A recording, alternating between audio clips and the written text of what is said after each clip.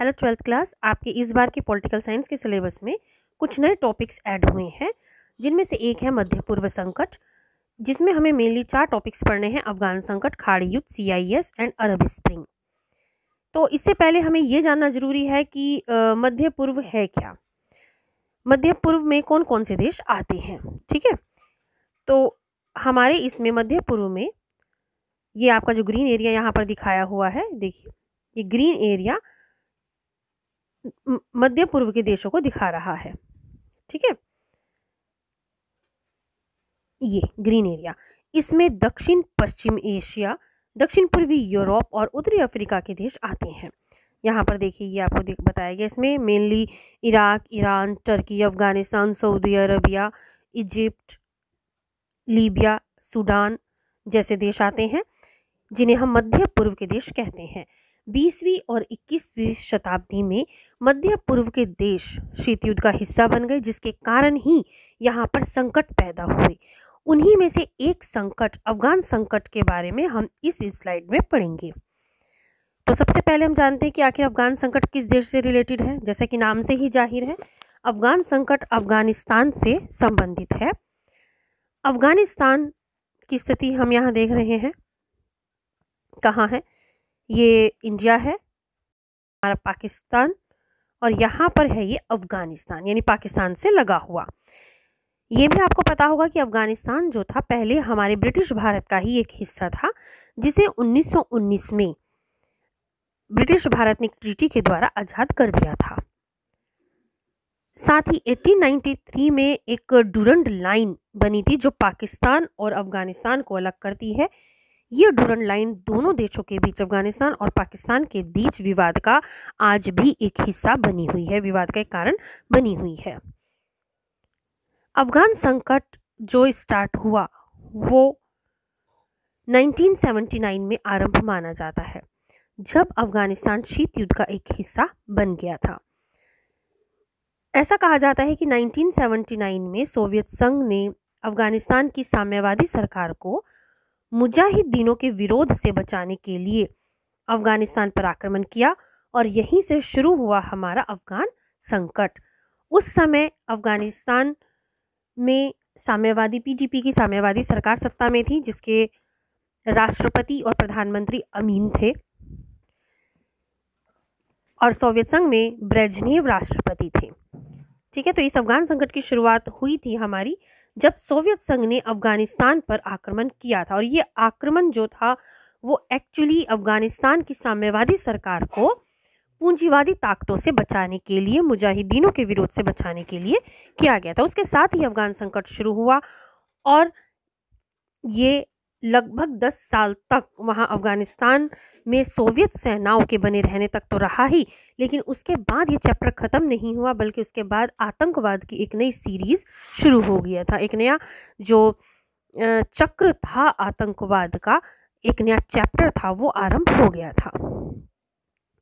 अब हम देखते हैं इसकी पृष्ठभूमि। आखिर ऐसा क्या हुआ कि 1979 में सोवियत संघ को अफगानिस्तान पर आक्रमण करना पड़ा। उसकी पृष्ठभूमि देखते हैं सबसे पहले हम अफगानिस्तान की।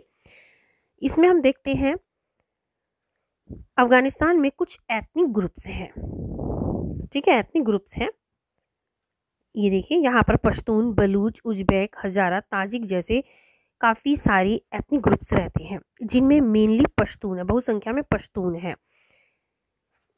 इन एथनिक ग्रुप्स में आपस में काफ़ी विरोध और विवाद रहता है, जिसके कारण इन्होंने विदेशी हस्तक्षेप को आमंत्रित किया। जब किसी देश में आपस में ही लड़ाई होती है, आपस में ही लड़ाई बजरी होती है, आपस में एक दूसरे की नहीं बनती, तो काफ़ी उम्मीद होती है कि बाहरी ताकतें उस देश में अपना प्रभाव जमा लेती हैं। ऐसा ही अफगानिस्तान के साथ हुआ। यहाँ पे कुछ एथनिक ग्रुप से पश्तून, बलूच, उज्बेक, हजारा, ताजिक, जिसमें कि पश्तून बहुसंख्या में थे, और इनमें आपस में ही विवाद रहता था, आपस में ही तनातनी रहती थी, और इस तनातनी ने ही जो है बाहरी ताकतों को यहाँ पर अपना हस्तक्षेप करने के लिए आमंत्रित किया। अफगानिस्तान का व्यापारिक महत्व भी बहुत है शुरुआत से ही। यहाँ देखिए अफगानिस्तान एक ऐसा बफर स्टेट रहा है, एक तो जिसने कि रशिया को दक्षिण पश्चिम एशिया या उत्तरी अफ्रीका की साइड जाने से रोका। ठीक है। दूसरा है कि अफगानिस्तान एक ऐसा राज्य था, स्थलबद्ध स्टेट है, स्थलबद्ध क्षेत्र है, ये लैंडलॉक्ड एरिया है। और जब भी यूरोप से एशिया या एशिया से यूरोप जाना हो, रशिया को अगर अफ्रीका की साइड जाना हो, तो अपना समय और एनर्जी अगर बचानी है तो अफगानिस्तान से होकर गुजरना ही पड़ता था। ठीक है। तो अपनी अगर एनर्जी बचानी है तो यहाँ से जो अफगानिस्तान था वहाँ से गुजरना पड़ता था। जैसे अगर मान लो रशिया को यहाँ आना है, या इस एरिया को, दक्षिण पश्चिम एरिया को, दक्षिण पश्चिम एशिया को यूरोप की साइड जाना है, या यूरोप की कंट्रीज़ को यहाँ आना है, तो बजाय समुद्री रास्ते से ऐसे घूम के जाने के जिसमें समय और खर्चा भी बहुत आएगा, उस चीज़ को बचाने के लिए ये था कि सीधा रास्ता अफगानिस्तान से इधर आए या इधर जाए या ऐसे जाए। तो सीधा रास्ता जो था वो अफगानिस्तान से होकर गुजरता था। तो जाहिर सी बात है, जब अफगानिस्तान का इतनी इंपॉर्टेंस थी तो व्यापारिक दृष्टि से ये क्षेत्र बहुत ही महत्व रखता था, और मेन महाशक्तियां जो थी इस पर कब्जा जमाना चाहती थी। रशिया चाहती थी कि वो यहाँ अफगानिस्तान पर अपना कब्जा जमा ले, ताकि अफगानिस्तान से होते हुए ये नीचे की कंट्रीज जो है दक्षिण पश्चिम एशिया के देशों में, अफ्रीका के देशों में आसानी से पहुँच सके। दूसरी तरफ ब्रिटेन ये हरगिज नहीं चाहता था कि रशिया यहाँ पर प्रभाव बढ़ाए, तो इसलिए वो भी अफगानिस्तान पर अपना कब्जा जमाना चाहता था, और उसने अफगानिस्तान को एक ऐसा बफर स्टेट बना दिया जिसके थ्रू रशिया का यहाँ पर प्रभाव जो है नहीं बैठ पाया, वो अपना प्रभाव यहाँ नहीं जमा पाया। तो इस तरीके से अफगानिस्तान का जो था एक व्यापारिक महत्व भी था, जिसने महाशक्तियों को हमेशा अपनी ओर आकर्षित किया। महाशक्तियों को यहाँ पर हस्तक्षेप करने के लिए आकर्षित ये इसका व्यापारिक महत्व जो है वो करता रहा। फिर हम देखते हैं कि डूरंड लाइन, जिसके बारे में हमने भी पढ़ा था, डूरंड लाइन और पख्तूनिस्तान का मामला। डूरंड लाइन 1893 में डूरंड लाइन जो है वो अफगानिस्तान और ब्रिटिश भारत के बीच खींची गई थी। उस वक्त ब्रिटिश भारत था, तो ये एक अंतर्राष्ट्रीय सीमा बनाई गई थी अफगानिस्तान और ब्रिटिश भारत के बीच में। उस समय तक अफगानिस्तान जो था वो ब्रिटिश भारत का ही एक हिस्सा था, लेकिन डूरंड लाइन के माध्यम से इनके बीच में एक रेखा बना दी गई थी, अंतर्राष्ट्रीय सीमा, एक बॉर्डर बना दिया गया था। लेकिन ये डूरंड लाइन हमेशा ही विवाद का हिस्सा रही। जब पाकिस्तान बना और अफगानिस्तान भी आज़ाद हो गया था, तो अफगानिस्तान ने भारत की आज़ादी के बाद जब पाकिस्तान बन गया था, तो उसने इस डूरंड लाइन को मानने से इनकार कर दिया। उसने कहा हम इसे नहीं मानेंगे। क्यों नहीं मानेंगे? क्योंकि डूरंड लाइन की दोनों साइड पश्तून जो थे बहुसंख्या में रहते थे, और अफगानिस्तान का कहना था कि जहाँ तक पश्तून जनसंख्या है वहाँ तक का जो एरिया है वो अफगानिस्तान के पास होना चाहिए, जबकि पाकिस्तान जो था अपने उस एरिया को छोड़ने के लिए तैयार नहीं है। तो इस तरह ये जो डूरंड लाइन है अफगानिस्तान और पाकिस्तान दोनों ही देशों के बीच में विवाद का हिस्सा रही है, और पख्तूनिस्तान के मामले पर हमेशा सोवियत संघ ने अफगानिस्तान का साथ दिया, जबकि अमेरिका ने पाकिस्तान का साथ दिया। ठीक है। तो यहाँ से भी ये चीज़ जो है वो शीत युद्ध का हिस्सा धीरे धीरे बनती चली गई बाद में 20वीं शताब्दी में। नेक्स्ट आपका आता है इसमें इसका शासन। 1919 से हम स्टार्ट करें तो 1919 में एक ट्रीटी हुई, treaty with Britain and independence of Afghanistan. Treaty with Britain and independence of Afghanistan के द्वारा अफगानिस्तान को एक स्वतंत्र देश बना दिया गया, और इसके साथ ही वहाँ राजतंत्र की स्थापना हो गई। यानी अफगानिस्तान जो ब्रिटिश भारत का हिस्सा था, 1919 में उसे एक स्वतंत्र देश के रूप में स्वीकार कर लिया गया, और वहाँ एक राजतंत्र की स्थापना हो गई, और यहीं से आरंभ हुआ महाशक्तियों का हस्तक्षेप। 1919 के बाद यहाँ पर राजतंत्र की स्थापना हुई। 1933 से 1973 तक जहीर शाह का शासन रहा, जो कि बहुत ही शांतिपूर्ण शासन था। जहीर शाह ने यहाँ पे अनेक सुधार भी किए, चुनाव से रिलेटेड भी, महिलाओं की स्थिति सुधारने से संबंधित भी, शिक्षा को लेकर भी बहुत सारे अच्छे अच्छे सुधार जो थे जहीर शाह ने यहाँ पर किए थे। तो जहीर शाह का जो काल था वो एक बहुत ही शांतिपूर्ण काल रहा था। लेकिन 1973 में जहीर शाह के ही एक रिश्तेदार ने, दाऊद खान ने, जहीर शाह का तख्ता पलट कर दिया, और इसके साथ ही वहाँ पर अस्थिरता शुरू हो गई। और इस समय तक हम जानते हैं विश्व में शीत युद्ध भी अपने चरम पर चल रहा था। तो जाहिर सी बात है जिस देश में अस्थिरता होगी वहाँ शीतयुद्ध तो अपने पैर पसारेगा ही। तो ऐसा ही अफगानिस्तान में भी होने लगा था। 1978 में एक तख्तापलट फिर से हुआ अफगानिस्तान में, और यहाँ पीडीपी की साम्यवादी सरकार जो थी वो अस्तित्व में आई। तो हम क्या देख रहे हैं कि 1919 में इसे आज़ादी मिली अफगानिस्तान को। उसके बाद यह राजतंत्र की स्थापना हुई। 73 में 73 में दाऊद खान ने जहीर शाह का तख्ता पलट किया। 5 साल ही हुए थे कि 78 में दाऊद खान का भी तख्ता पलट कर दिया गया और यहाँ PDPA, People's Democratic Party of Afghanistan, जो कि कम्युनिस्ट सरकार थी, वो अस्तित्व में आई। यानी पूरी तरीके से अफगानिस्तान जो था वो सोवियत संघ के प्रभाव में आ गया था। अब हम देखेंगे कि शीतयुद्ध के समय अफगानिस्तान की क्या स्थिति थी। हमें पता है शीतयुद्ध के समय अगर किसी भी देश में जरा सी भी अस्थिरता पैदा होती थी तो दोनों महाशक्तियां उसका फायदा उठाने के लिए तुरंत आ जाती थीं। अफगानिस्तान में हम देखते हैं कि दोनों महाशक्तियां सोवियत संघ और अमेरिका सीधे टकराव से बचती रहीं, बल्कि दोनों ने ही अफगानिस्तान के विकास में बराबर बराबर योगदान दिया। अगर एक उत्तरी क्षेत्र का विकास करता था तो दूसरा दक्षिणी क्षेत्र का विकास करता था। एक जैसे कि कंधार हवाई अड्डे का निर्माण करने में मदद कर रहा है तो दूसरा दूसरे हवाई अड्डे का निर्माण करने में मदद करता था। तो इस तरह दोनों अगर हम देखें तो वहाँ पर दोनों ने ही अफगानिस्तान के विकास में योगदान दिया। लेकिन 1969 में जब अमेरिका वियतनाम में फंस गया, उसने वियतनाम में हस्तक्षेप किया, तो इस स्थिति का फायदा उठाने का मौका जो था वो सोवियत संघ को मिल गया और अफगानिस्तान भी अपने आर्थिक और सैनिक सहायता के लिए पूरी तरीके से सोवियत संघ पर निर्भर हो गया। यहाँ पर सोवियत संघ आएगा।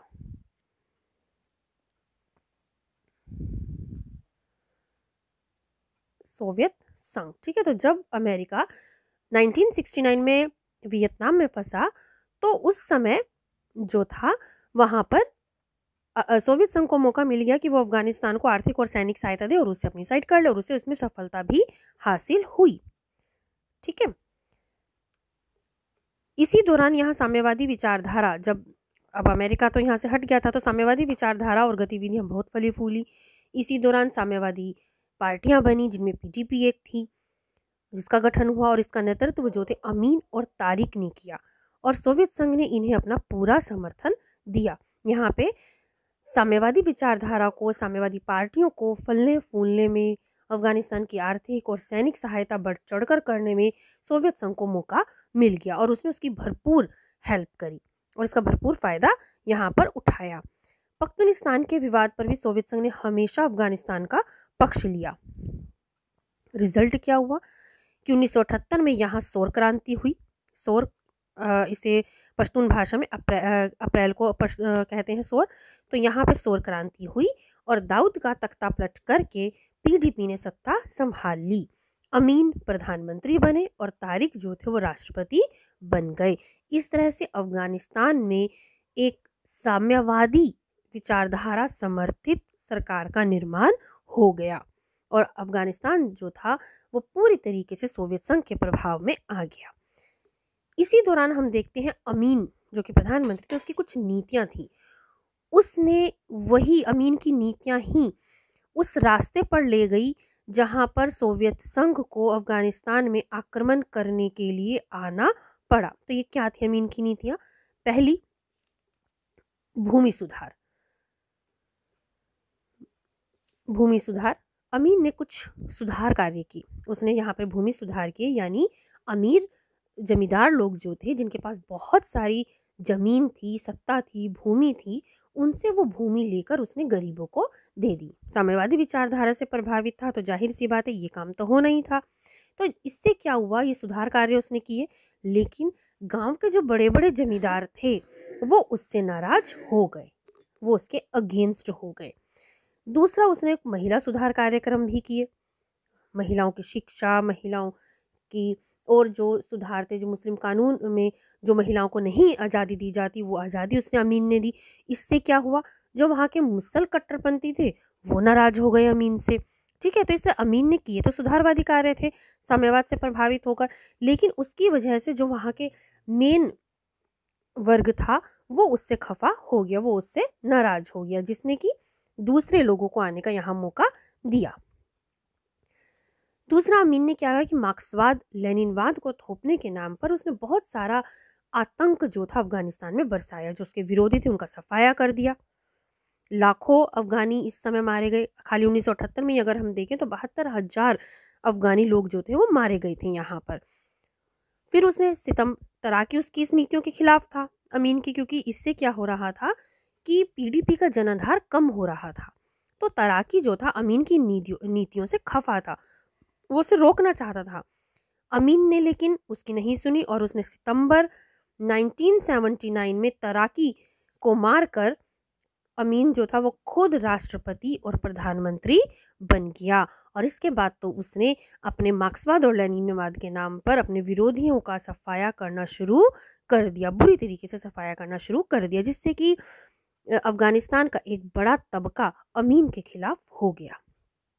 अब उधर क्योंकि शीत युद्ध चल रहा था, सोवियत संघ का प्रभाव अफगानिस्तान पर था, तो अमेरिका भी चुप नहीं बैठ सकता था, लेकिन वो डायरेक्ट सीधे सोवियत संघ के साथ युद्ध में नहीं फंसना चाहता था। तो अमेरिका ने क्या करा कि उसने पाकिस्तान से अफगानिस्तान में एक वर्ग खड़ा करने के लिए कहा, जो कि सोवियत संघ और अमीन के अगेंस्ट हो, और पाकिस्तान को पूरी आर्थिक और सैनिक सहायता दी।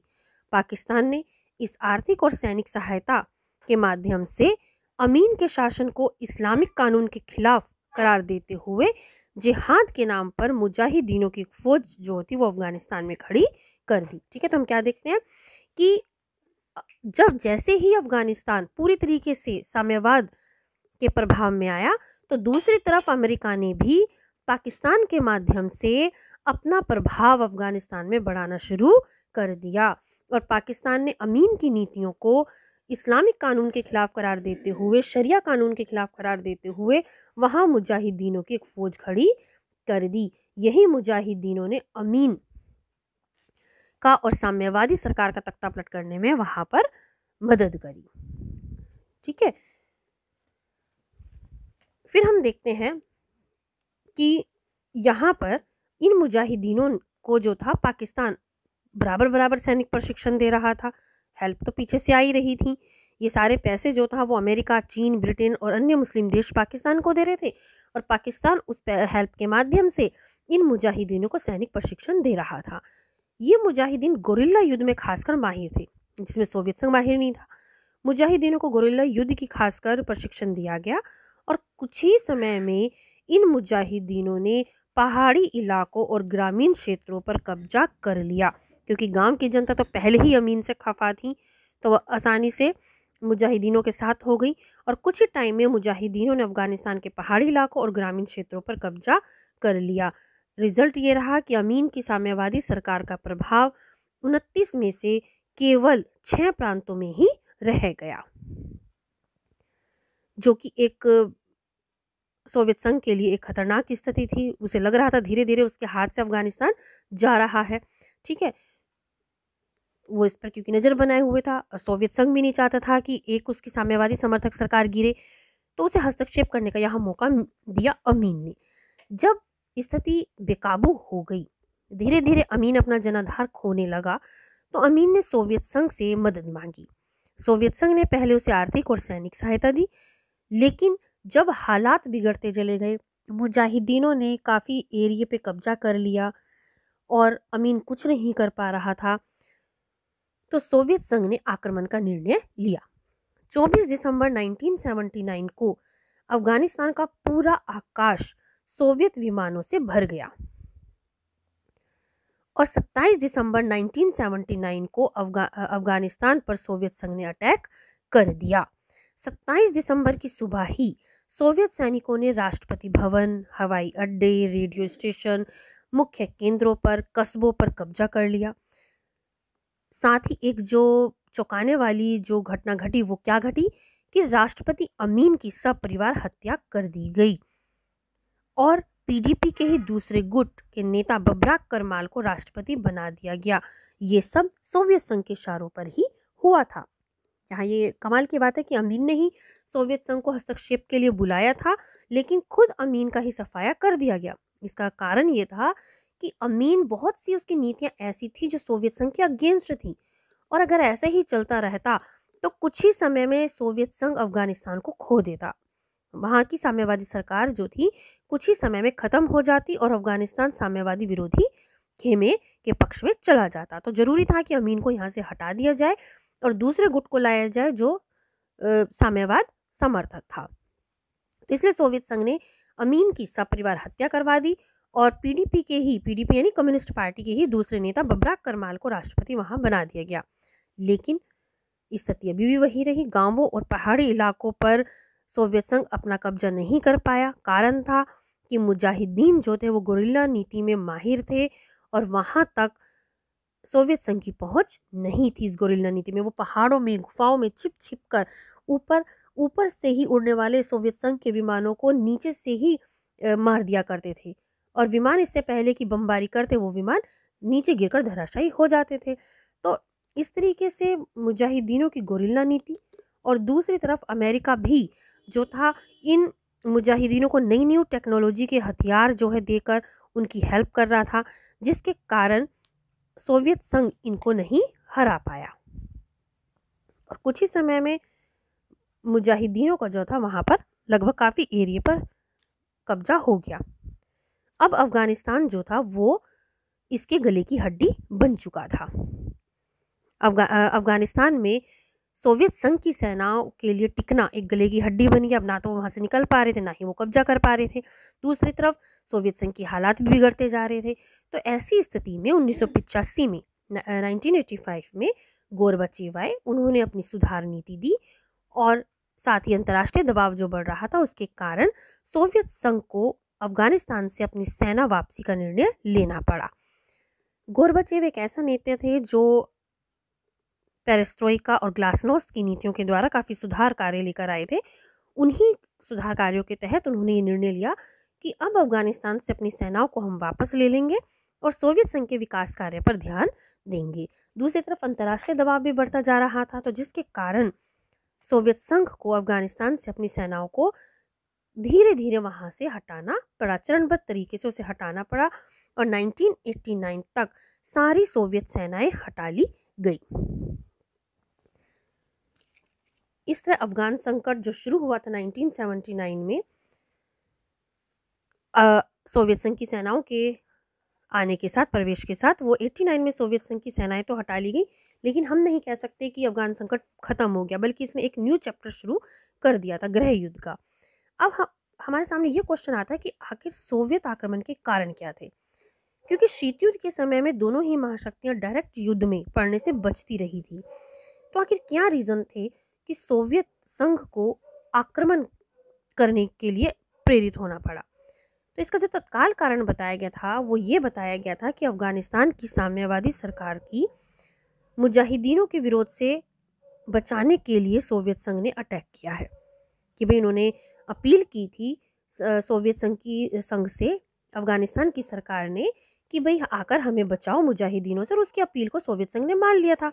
मित्रता, दोनों आपस में मित्र थे, मित्रतापूर्ण संधि हुई थी और उस मित्रता के कारण ही सोवियत संघ ने अफगानिस्तान की अपील को मानते हुए अपनी सेनाएं वहां पर भेजी थी। लेकिन वास्तविक कारण कुछ और थे। एक तो अमीन की नीतियां जो हमने भी पढ़ा था, भूमि सुधार, महिलाओं की स्थिति में सुधार, और उसने जो आतंक बरसाया था मार्क्सवाद लेनिनवाद को थोपने के नाम पर, तो अमीन की नीतियां ऐसी थी जिससे कि उसकी सरकार का जनाधार धीरे धीरे कम होता जा रहा था। हमने पढ़ा था पीछे कि 29 में से केवल 29 हमने देखा था, 29 में से केवल 6 प्रांत थे जहां पर अब अमीन की सरकार का कब्जा रह गया था। तो अगर ऐसे ही रहता तो ये 6 भी फटाफट बड़ी जल्दी से उसके हाथ से निकल सकते थे। ठीक है, तो अमीन की नीतियों के कारण जो था सरकार का जनाधार खत्म होता जा रहा था, और जिसका अर्थ क्या था कि धीरे धीरे ये साम्यवादी आधार से बाहर निकलते जा रहे थे, साम्यवादी विचारधारा खत्म होती जा रही थी, तो जो सोवियत संघ नहीं चाहता था। तो इसलिए उसने वहां पर अमीन को खत्म करके बबराक करमाल को लेकर आया ताकि साम्यवाद बना रहे। दूसरा कारण था कि सोवियत संघ अफगानिस्तान के गर्म पानी के बंदरगाहों को प्राप्त करना चाहता था। इसके लिए भी उसने उस पर अटैक किया ताकि वो उस पर कब्जा कर सके। तीसरा था, मुजाहिदीनों के माध्यम से अफगानिस्तान में अमेरिका और चीन जैसे देशों का जो था वहां पर अड्डा जमता जा रहा था, तो इन्हें अमेरिका और चीन का अड्डा बनने से रोकने के लिए भी सोवियत संघ को अफगानिस्तान में हस्तक्षेप करना पड़ा। ठीक है, तो क्या कारण थे? कारण बताया गया था कि अफगानिस्तान की सरकार की अपील पर उसे मुजाहिदीनों से बचाने के लिए सोवियत संघ ने आक्रमण किया है। लेकिन वास्तविक कारण क्या थे?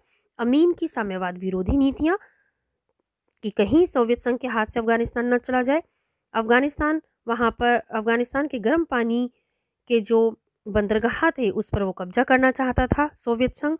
और तीसरा, अफगानिस्तान को अमेरिका और चीन का अड्डा बनने से रोकने के लिए भी सोवियत संघ ने उसमें हस्तक्षेप किया। अब है कि इतने बड़े संकट के, इतने बड़े आक्रमण के परिणाम क्या रहे? परिणाम भी इसके भयंकर है। एक तो इससे सेकंड विश्व युद्ध आरंभ हो गया, सेकंड विश्व युद्ध शुरू हो गया। हम इसे सेकंड विश्व युद्ध नहीं, सॉरी, शीत युद्ध शुरू हो गया। हम इसे सेकंड शीत युद्ध इसलिए कह रहे हैं क्योंकि इस बीच सोवियत संघ और अमेरिका दोनों में तनाव को कम करने के प्रयास करने शुरू कर दिए थे। दोनों ने ही निशस्त्रीकरण की तरफ हाथ बढ़ाना शुरू कर दिया था और बातचीत शुरू कर दी थी। लेकिन अफगानिस्तान में सोवियत आक्रमण ने फिर से शीत युद्ध को शुरू कर दिया।